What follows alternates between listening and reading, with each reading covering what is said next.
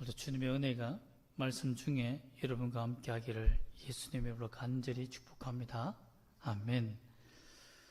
제가 한 책을 보았는데요. 자기 통제라는 책인데 그 책을 요약한 이 댓글들과 뭐 여러 가지를 보았는데 저하고 생각이 비슷한 점이 하나 있더라고요.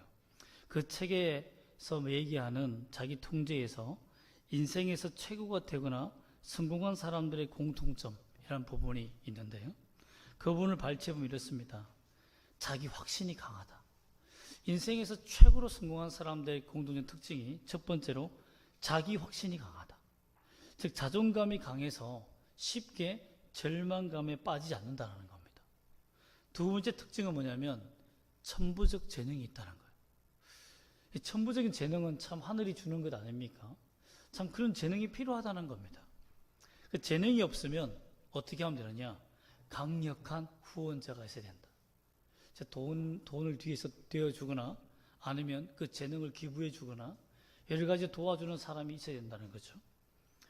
세 번째로는 지칠 줄 모르는 열정적인 노력이 있어야 된다. 그 노력을 하긴 하는데 지치면 안 된다는 거죠. 성공하는 사람들의 특징들을 보면 천부적인 재능도 있지만 열정적인 노력이 DNA에 있는 거 봐요. 막 품어오르는 겁니다. 궁금한 것이 있으면 참지 못하고 반드시 그것을 해결하기 위해서 끝까지 노력하고 실패해도 도전하는 정신이 있다는 거예요. 그 다음에 네 번째가 뭐냐면 자기 통제가 강하다는 겁니다.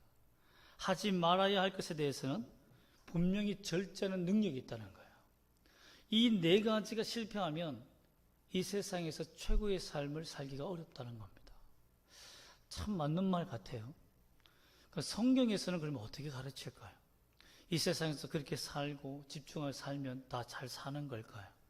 어떻게 사는 것이 성경에서는 우리가 하나님 앞에서 잘 사는 것이며 최고의 삶을 사는 모습일까요? 우리가 노아의 모습을 보면서 어떻게 사는 것이 하나님께서 원하시는 삶이고 우리의 인생의 성공과 승리, 최고의 삶을 사는 방법인지를 깨닫기를 소망합니다. 아멘. 노아가 하나님과 동행하는 그 시대에는 세상이 가장 부패했던 최악의 시대였습니다. 최악의 때에 하나님과 동행한 사람이 그만 있었다라는 겁니다. 어떻게 이런 일이 가능했을까요? 왜 이런 일을 할 수 있었을까요? 이렇게 주님만 의지하고 살아가는 것에 대한 어려움은 전혀 없었을까요? 여러분 당시 배경을 보면 6장 1절에서 2절 말씀을 보면 이렇게 시작합니다. 사람이 땅 위에 번성하기 시작할 때. 여러분 6장에서는 거룩한 사람들과 하나님의 사람들과 그냥 일반 육신의 사람들을 대조하고 있습니다. 그래서 사람이란 이 단어는 허무, 인생의 허무함을 얘기하고 있습니다. 그러므로 사람이 번성한다는 것은 어떤 의미입니까? 허무한 인생들이 많아졌다는 거예요. 하나님 보시기에 허무한 인생들이 번성해가는 그 시대가 찾아왔다는 것입니다. 즉 의미 있게 인생을 살거나 하나님이 기뻐하시는 백성들이 많아지는 것이 아니라 허무한 인생이 많아졌다는 것을 얘기하고 있습니다. 이때에 즉 불신의 세계의 사람들이 많아졌다는 이때에 어떤 일이 있었냐면 2절 말씀 보면 하나님의 아들들이 사람의 딸들의 아름다움을 보고 자기들이 좋아하는 모든 여자를 아내로 삼는지라. 즉 하나님의 사람들, 하나님을 경배하는 사람들이죠. 그냥 일반적인 사람들과 하나님을 경배하는 사람들, 이 두 부류가 갈라지는데 신기하게도 세상 사람들의 딸들이 하나님의 사람들보다 더 어떻게 됐다? 더 아름다웠다라고 표현됐습니다. 그래서 그 아름다움에 반해서 자기들이 좋아하는 여자들을 아내들로 삼았다. 복수로 되어 있거든요. 그러므로 뭡니까? 한 여자만 취한 것이 아니라 여러 여자들을 내가 좋아하는 대로 취한 거예요. 여러분 이것은 하나님이 분명히 금지하신 하나님의 법에 어긋난 일이죠. 즉 타락이 시작되었던 시대였다는 것입니다. 참 오늘날도 보면 참 웃긴 것이 뭐냐면 이런 말 얘기가 참 많더라고요. 교회 자매들은 수수하다, 밋밋하다, 코 뚫는 재미를 모른다. 또 옷차림과 화장과 말투들은 저 세상 스타일이다 라고 이렇게 하더라고요. 요즘은 저 세상 스타일이라는 말을 많이 하더라고요. 그래서 교회 오면 너무 밋밋한 거예요. 여러분 생각해보세요. 교회 패션으로 클럽에 간다 이러면 그 문 앞에서 쫓겨나지 않을까요? 그죠? 그렇습니다. 이 세상도 보면 참 세상 사람도 화장도 하고 예쁘게 꾸미고 유혹의 어디 향기와 여러 가지를 다 하는데 참 교회 오면 온전히 거룩해질 수밖에 없는, 거룩한 생각에 빠질 수밖에 없는 그런 옷차림과 수수한 모습 아닙니까? 그래도 요즘은 그래도 얼굴을 좀 이렇게 고칠 수도 있고 또 화장으로 메이크업해서 주름을 다 가릴 수도 있지만 그 당시에 있는 사람들은 정말 화장한 사람과 화장하지 않은 사람이 완전히 확연히 구별되지 않겠습니까? 특히 성경에서는 이 화장도 사실상 그렇게 강조하고 있지 않습니다. 그 성령은 더더욱 그렇죠. 요즘은 미용해서 뭐 눈 하나 찝는 것은 뭐 그냥 기본적으로 하지만 얼굴 전체를 바꿔버리는 이런 위대한 수술들은, 생명을 건 양악 수술들은 성경에서 좀 금지하지 않습니까? 그만큼 자기 자존감의 육체적인 것보다는 영적인 면에 관심이 많은데 세상 사람들 보면 다 꾸미잖아요. 코도 세우고 못생긴 부분 다 깎아버리고 그래서 보면 다 아름다운 만큼 자식이 태어나면 다 이게 들통이 나잖아요. 그렇죠? 자식은 이 재판을 해야 되나? 아니면 유전적 감식을 해야 되나? 할 정도잖아요. 너무 기가 막혀요. 그럼에도 한 가족이 사는 것을 보면 참 사랑이 풍성하지 않을까 하는 생각도 해봅니다. 그러나 그만큼 교회는 밋밋하다라는 거죠. 하나님의 백성들은 밋밋했다는 거죠. 이 당시에도 그렇지 않을까 싶어요. 정말 꾸밀 줄 모르고 하나님 앞에 영적으로 온전히 거룩하게 사는 사람들의 모습은 밋밋할 수밖에 없죠. 그런데 하나님을 믿는 사람이 아닌 세상 사람들의 여자들은 얼마나 아름답게 꾸몄겠습니까? 옷에 제한이 없잖아요. 뭐 센티미터 어디까지 입어야 되는 제한이 없잖아요. 어디까지 노출해야 되는 제한이 없어요. 그러나 성경을 믿는 사람들은, 하나님 믿는 사람들은 발목도 보이면 안 돼요. 발목을 만약에 내가 남자에게 보였다? 그러면 그 남자에게 그냥 그 남자 책임져야 돼요. 그만큼 어렵잖아요. 오늘날은 여러분 발목 보았다고 책임지는 남자가 어디 있습니까? 그렇잖아요. 그만큼 타락한 시대에 오늘 우리가 삽니다. 이 시대에 사는 우리가 과연 노아 시대 또 이랬는데 어떻게 독야청청하며 하나님을 믿으며 살 수 있었을까요? 요즘 시대는 더해요. 근데 예수님이 또 이렇게 말합니다. 말세가 되면 노아의 시대와 같다. 소돔 고모라 시대와 같다. 그러므로 죄악의 시대는 꼭 반복되는 것 같아요. 계속 돌아오는 순환하는 것 같아요. 그처럼 이렇게 부패하고 타락한 이 시대에 우리는 어떻게 살아갈 수 있을까요? 노아는 어떻게 견뎠을까요? 또 하나님을 믿지 않는 사람이 더 잘 됩니다. 보면 사람들의 딸들이 아름답다. 즉 더 아름다운 거예요. 더 잘 된 거죠. 또 놀라운 일이 있습니다. 4절 말씀 한번 읽어볼까요? 시작. 당시 땅에는 네피림이 있었고 그 위에도 하나님의 아들들이 사람의 딸들에게로 들어와 자식을 낳았으니 그들은 용사라 고대의 명성이 있는 사람들이었더라. 여기에서 보면 놀라운 게 뭐냐면 땅에 네피림이 있었고 그 후에도 하나님의 아들들이 사람들의 딸들에게로 들어와서, 즉 DNA가 섞이게 되는 거죠. 들어와서 자식을 낳았는데 어떤 사람을 낳습니까? 불신자와 하나님을 거역하는 사람들과 하나님을 믿는 사람들이 결혼했다라고 하면 이 당시 구약시대 아닙니까? 그럼 안 돼야죠.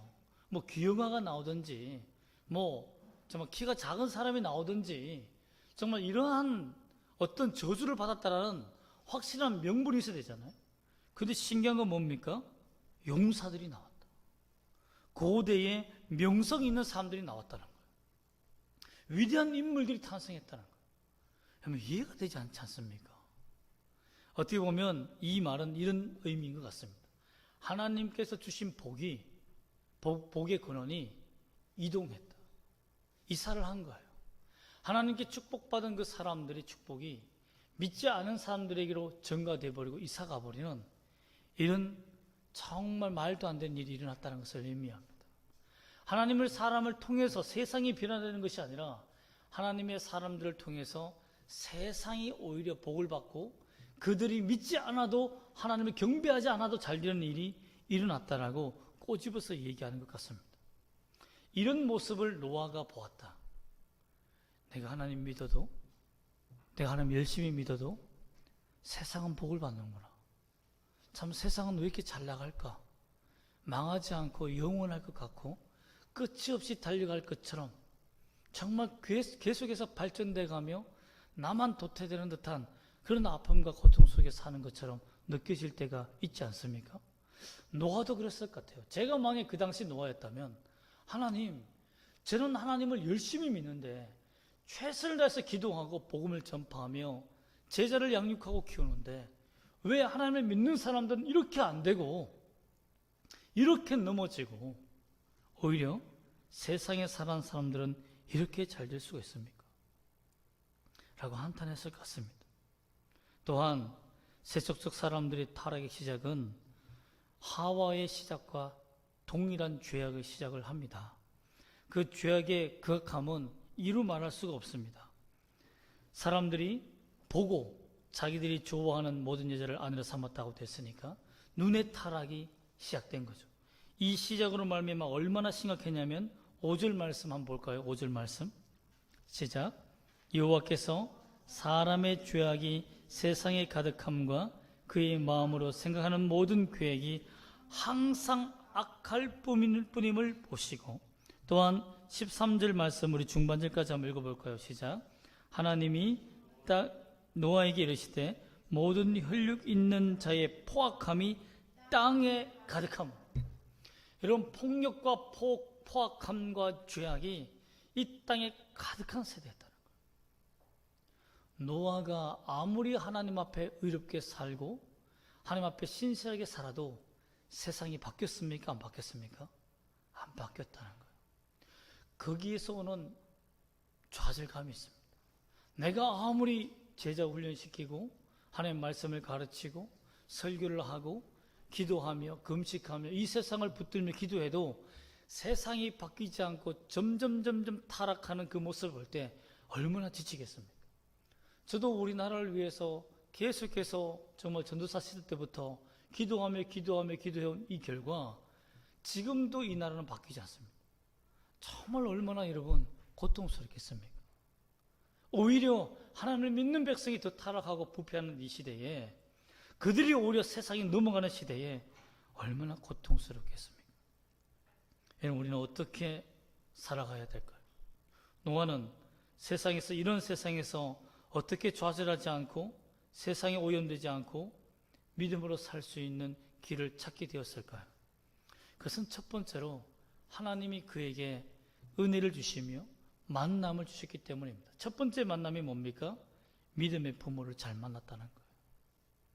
여러분, 우리가 지난주에도 살펴보았지만 라멕, 노아라는 이름을 지어서 자녀에게 주며 하나님의 안위가 너를 통해서 나의 자녀를 통해서 세상이 바뀌기를 기대하며 비전을 품고 자식을 키우는 부모, 믿음의 부모 때문에 자식이 삽니다. 이거 너무너무 중요해요. 우리가 자녀를 키울 때 믿음을 줄 수밖에 없어요. 믿음 이외에는 선물로 줄 것이 없습니다. 그리고 노아는 부모를 통해서 배우게 되고 깨닫게 됩니다. 부모가 몇 세에 죽습니까? 777세에 죽습니다. 777에 죽어요. 하나님의 구원의 수에 죽습니다. 하나님의 완전한 수에 죽어요. 다른 조상들은 다른 나이에 죽었어요. 잘 살았습니다. 장수했어요. 그러나 자기 부모는 다른 부모들보다는 선조들보다 일찍 죽었지만 하나님의 뜻 안에서 죽는 것을 보고는 하나님의 살아계심, 생과 사는 누구에게 달려있다? 하나님께 달려있다는 것을 알게 됩니다. 그리고 나를 통해서 하나님의 비전이 드러나기를 원했던 그 부모의 그 심장, 그 믿음을 통해 이 노아가, 이 아들이 감동받고 변화되었다고 저는 믿습니다. 그러므로 첫 번째, 하나님이 주신 부모가 굉장히 중요합니다. 그리고 우리는 그런 부모가 되어야 돼요. 내가 부모로서 어떻게 살고 어떻게 하나님을 믿는지가 내 자식이 변화되는구나. 여러분, 너무너무 중요합니다. 여러분, 그러므로 그가 타락하며 살 수 있겠습니까? 아버지가 살아계시고 부모가 살아계실 동안에 과연 노아가 타락하며 살 수 있겠습니까? 믿음을 가르치는 그 부모 아래서 어떻게 그가 타락하며 범죄하며 살았겠습니까? 여러분, 그러므로 좋은 믿음의 부모를 만나는 것이 우리 인생의 복입니다. 노아는 그 믿음 때문에 하나님의 은혜로 살게 되었다는 거죠. 만약에 여러분의 부모가 예수를 믿는다면 여러분 정말 하나님께 감사해야 돼요. 진짜 감사해야 됩니다. 부모가 예수를 온전히 믿지 아니하니까 아무리 전도해도 이곳에 나올 수가 없어요. 예배의 장소에 나올 수가 없습니다. 함께 목숨을 걸어야 할 때 목숨을 걸 수가 없습니다. 여러분, 지금은 질병 때문에 우리가 예방 때문에 교회가 온라인 예배 드리며 나오지 못하게 하지만 만약에 다른 이유로 말미암아 교회에 나오지 못하는 일이 생긴다면 그때는 어떻게 하시겠습니까? 그때는 여러분, 부모가 목숨을 걸고 자식을 데리고 교회에 나오는 이 부모가 하나님께 감사할 수밖에 없는 은혜의 기회가 되지 않겠습니까? 어떤 부모가 자기 생명을 걸고 교회에 나와서 예배하겠습니까? 여러분, 그러므로 내 부모가 예수를 믿는다는 이 자체가 참 엄청난 축복이고 행복인 겁니다. 온전히 예수를 믿는 부모가 되기를 여러분 부모님들에게 먼저 부탁을 드립니다. 아멘. 또한 이러한 믿음으로 살면서 하나님이 그에게 나타나십니다. 3절 말씀에 한번 읽어볼까요? 시작. 여호와께서 이르시되 나의 영이 영원히 사람과 함께하지 아니하리니 이는 그들이 육신이 됨이라. 그러나 그들의 날은 120년이 되리라 하시니라. 누구에게 주신 말씀입니까? 노아에게 인간의 수명이 120년이라고 말하는 게 아닙니다. 그렇게 해석한 사람도 있지만 실제 노아 홍수가 일어난 것은 노아가 나이가 되어서 120년 이후에 홍수가 납니다. 이 말씀을 들은 이후 심판하겠다는 이 120 이후에 방주를 120년 동안 짓습니다. 그리고 홍수가 와요. 이 말은 뭡니까? 노아에게 하나님이 나타나셔서 노아야, 때가 되었다. 120년에 해가 되면 이제 이 세상은 망할 것이다 라고 하나님이 경고의 말씀을 주시고자 노아에게 나타나십니다. 이것은 노아가 하나님을 보았을 때, 만났을 때 엄청난 은혜예요. 이 세상에 종말이 있다는 것을 알게 된 거죠. 이 세상에 낙이 끝이 있다는 것을 알게 된 거예요. 영원할 것 같았던 이 세상, 끝이 없이 부패하고 타락하며 종말을 보지 않고 영원히 자기들의 행복하게 살 것이라 생각했던 그 종말이 다가온다는 것을 알게 된 거예요. 또한 하나님이 어떤 분인지를 알게 됐어요. 바로 심판하신 분이 아니구나. 120년이라는 유예 기간을 주는구나. 회개의 시간을 주시는구나. 우리 인생에 하나님은 회개의 시간을 주십니다. 지금은 여러분 마음대로 살아도 된다라고 생각할 수 있습니다. 왜? 마음대로 살아보니까 어때요? 하나님이 나타나셔서 징벌하십니까? 여러분, 마음대로 살아보니까 어때요? 하나님께서 징계 주십니까? 내가 하나님을 속이고 거짓말하며 세상 하나님을 모욕하고 하나님께 마음껏 예배하지 않고 이 세상을 좋아하며 산들, 하나님이 여러분이 나타나셔서 너의 날이 가까웠다고 말씀하십니까? 은혜의 때가 여러분에게 있다는 겁니다. 그러면 은혜를 내가 받고 있구나. 주님 앞에 내가 용서의 기회를 얻기 위해서 회개의 기회를 얻었구나. 이렇게 생각해야 되는데 이 사람들은 주의 기회를 120년의 시간을 주어도 잃어버리게 됩니다. 노아가 방주를 만들며 얼마나 이 많은 사람들에게 복음을 전파하기 위해서 노력했겠습니까? 결국 이 음성을 듣고 난 다음에 그의 인생이 달라집니다. 또한 13절에 있는 말씀처럼 하나님이 노아에게 이르시되 모든 혈육 있는 자의 포악함이 땅에 가득함으로, 즉 이제 끝까지 찼다는 거예요. 그전에는 땅에 어느 정도 찼는데 이제는 가득했다. 이제는 끝이 났다는 것을 얘기합니다. 그러므로 말미암아 어떻게 됩니까? 그 끝날이 내 앞에 이르렀으니. 이 무슨 말 아닙니까? 이제는 마지막 심판의 날이, 그 끝날이 내게 왔다. 그러면 내가 그들을 땅과 함께 멸하리라. 멸망의 때가 있다는 겁니다. 타락도요, 정도껏 해야 되지. 하나님이 주시는 그 기회를 버리면 결국은 어떤 누구도 그 사람을 구원할 수가 없습니다. 내 귀가 막기 때문이죠. 오히려 믿는 부모 아래에서 자라난 노아의 가족들만 구원받았다는 그 결과를 여러분 알지 않습니까? 어떤 누구도 구원받지 못하고 심판받는 결과를 맞게 됩니다. 그러므로 말미암아 노아는 믿음을 가지게 된 거예요. 아, 이 세상이 다가 아니구나.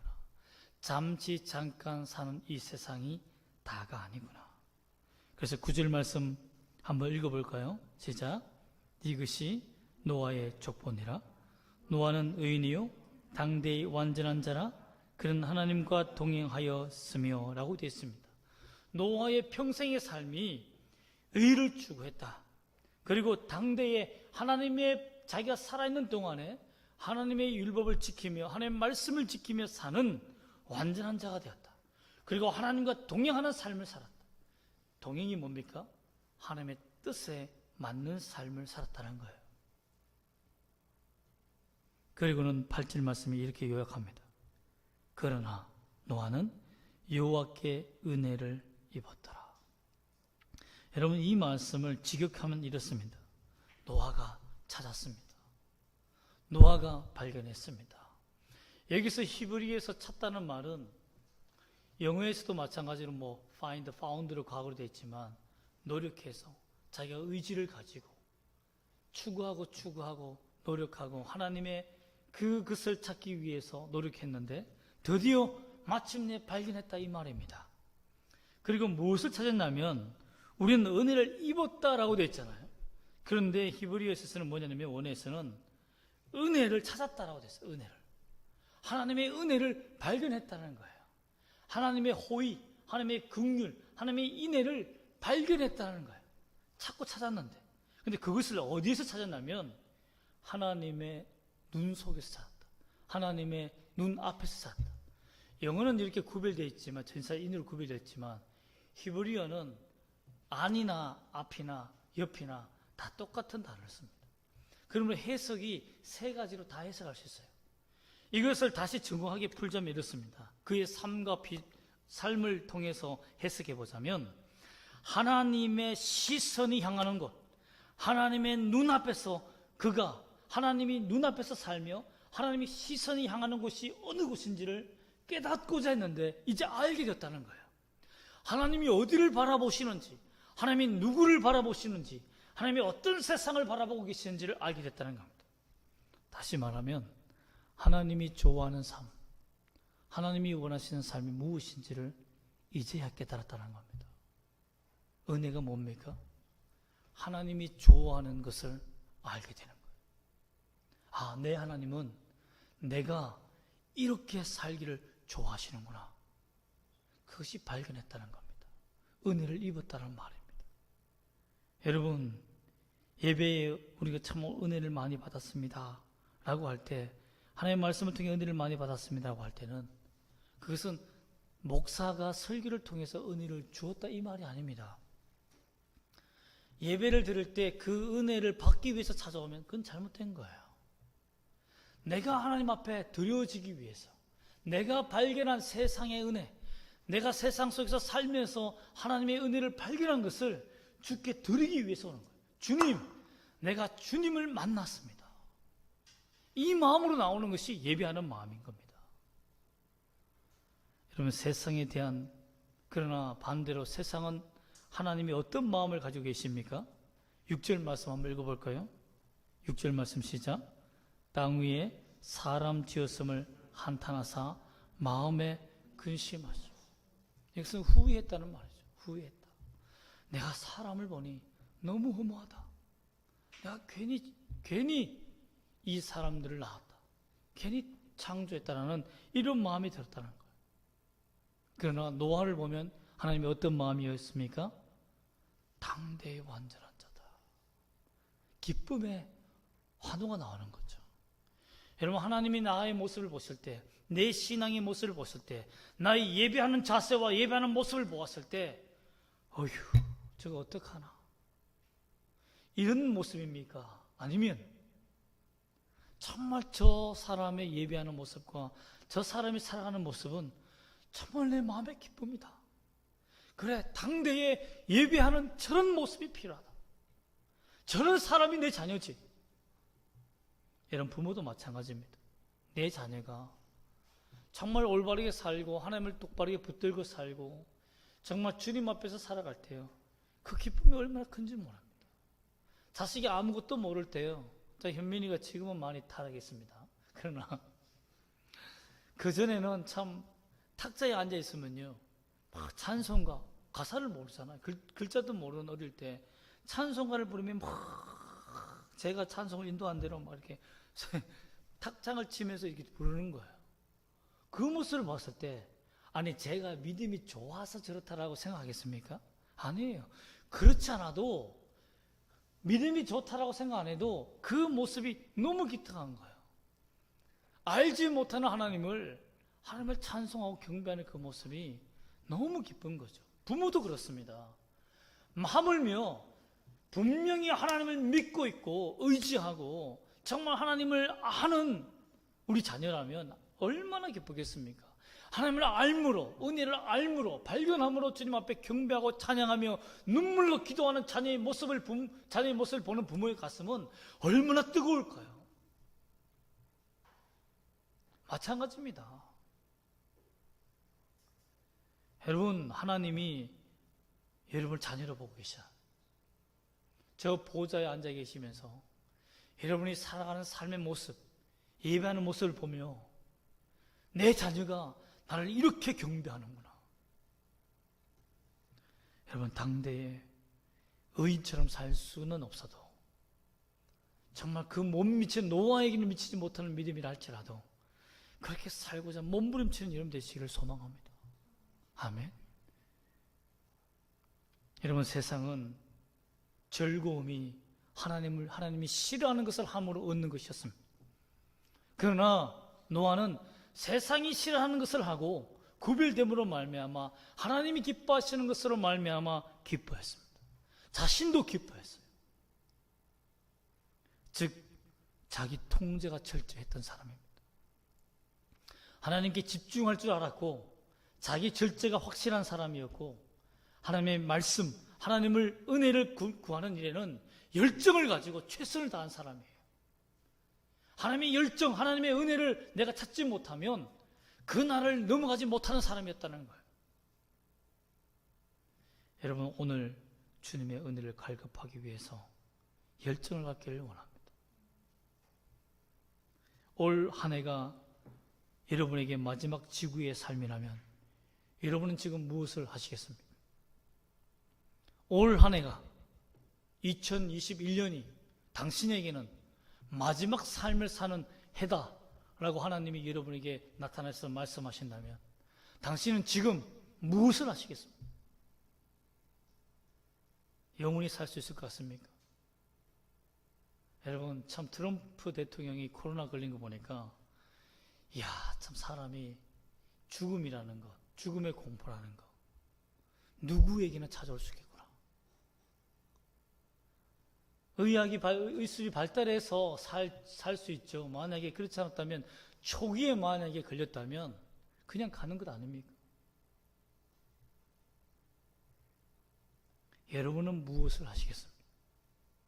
여러분, 믿음은 하나님의 시선을 소유하는 것입니다. 하나님의 시선 앞에 살기 위해 몸부림치는 겁니다. 우리에게 눈이 없다면, 여러분, 코끼리 다리를 만지는 그 시각장애인들과 똑같을 거예요. 부분적인 것이 전부 다다. 내가 이 세상에 보고 사는 이 절망이 다다. 이 세상에 누리는 이 행복이 다할 것이다라고 착각하면서 살지 않겠습니까? 영원한 천국을 볼 수가 없을 겁니다.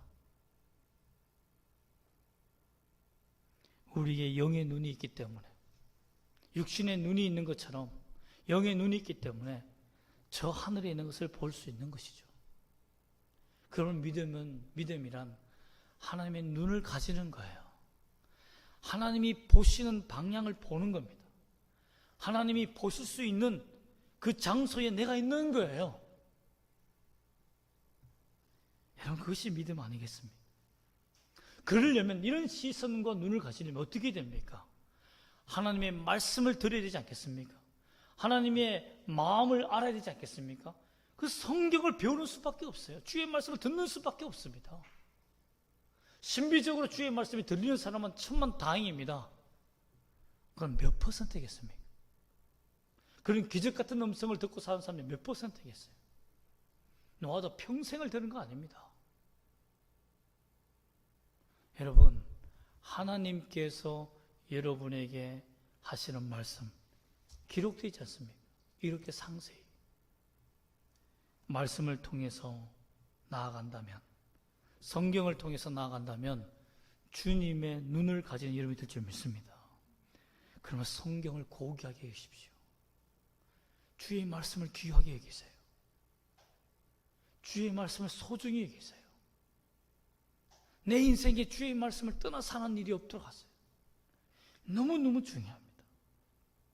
세상은 우리를 유혹합니다. 너 자신은 너무 초라하다. 세상의 것으로 포장해라. 옷 입어라. 너를 화려하게 포장해라. 수단과 방법을 가리지 말라. 오히려 순진하게 살면 이용당한다. 이것이 세상의 가르침 아닙니까? 그러나 성경은 뭐라고 가르칩니까? 하나님의 말씀은 성령의 옷을 입어라. 거룩한 옷을 입어라. 세상과 구별하게 사는 것이 하나님이 원하는 우리의 모습입니다. 정말 예수님처럼 살기를 노력하고 은혜를 갈구했던 사람이 있습니다. 한 여성의 이야기를 들려드리겠습니다. 그녀는 보름에 한 번씩 며느리의 가계부를 검사했답니다. 좀 이건 잔인한 것 같아요, 제가 봐도. 그런데 그 이유가 있습니다. 절제하며 검소하게 살기를 가르쳤던 것 같아요. 콩나물과 두부, 연필, 공책값을 철저히 체크했다고 합니다. 자기 자신도 결혼 예복을 50년 동안 입었다고 합니다. 결혼 예복을 50년 동안 입었대요. 그리고 손자들의 속옷을 기워주는 것을 그녀의 취미로 여겼던 사람이 있습니다. 그녀가 죽을 때는 이렇게 말했습니다. 나를 위해 꽃을 장식하지 말라. 그리고 1달러를